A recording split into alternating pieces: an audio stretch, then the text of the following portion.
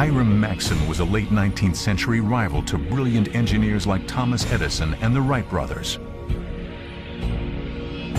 His many inventions included a mousetrap and even an early aircraft, which might have made his name and fortune if it had flown.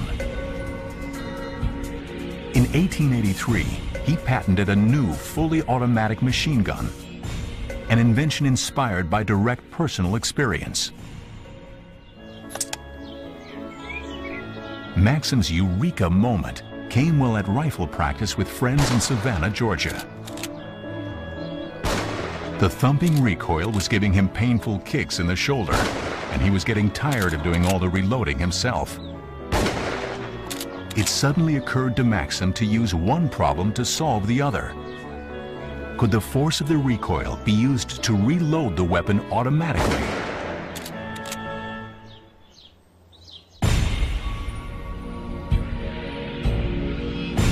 Back at the drawing board, Maxim found an ingenious way to do it. The key components, the barrel and the bolt. When the cartridges fire, both are forced backwards by the recoil. Then the barrel is pushed forwards again by a spring flipping out the spent cartridge. Meanwhile, the bolt is pushed forwards by another spring, loading and firing the next shot. Thanks to the recoil, the gun reloads and fires itself with no assistance.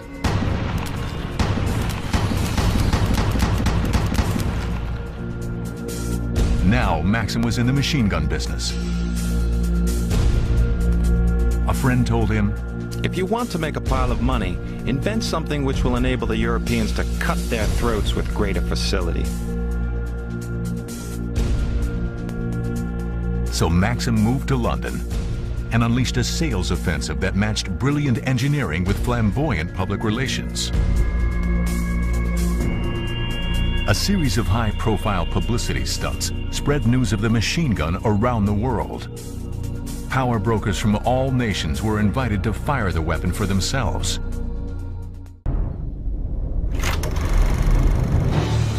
In the decades following 1887, Hiram Maxim sold his devastating new weapon to all the major powers. Then in 1914, Britain and France went to war with Germany. The rest of Europe and finally the United States were dragged into the conflict. This was the Great War, later known as World War I. Millions of men were mobilized. But despite the rise of the machine gun, vast armies were still trained to attack with rifle and bayonet. Armies on both sides had the same objective: to cross the no man's land between the trenches and kill the enemy in close quarters combat. On July 1st, 1916, the British and their allies commenced the Battle of the Somme with an attack that crossed no man's land, involving 200,000 men. A preemptive artillery bombardment was designed to destroy the German defenses. But the German machine gunners took shelter in deep bunkers, then moved rapidly into position. By this stage of the war, they had developed highly effective machine gun tactics.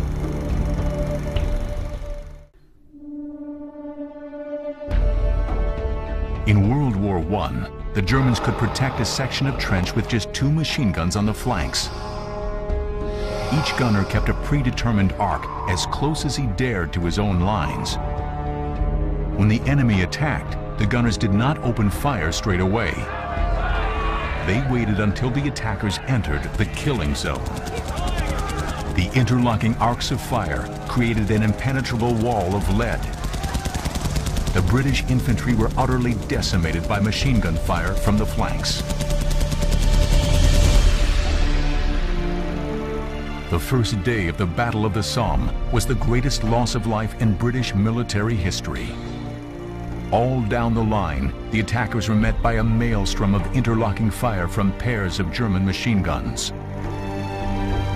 20,000 men were lost. Attacking enemy machine guns was a suicide mission, and the World War degenerated into a bloody stalemate. Final machine gun casualties on all sides had been estimated at 5.5 million. In the words of historian Sir Basil Liddell Hart, statesmen found themselves puppets in the grip of Hiram Maxim, who had paralyzed the power of attack.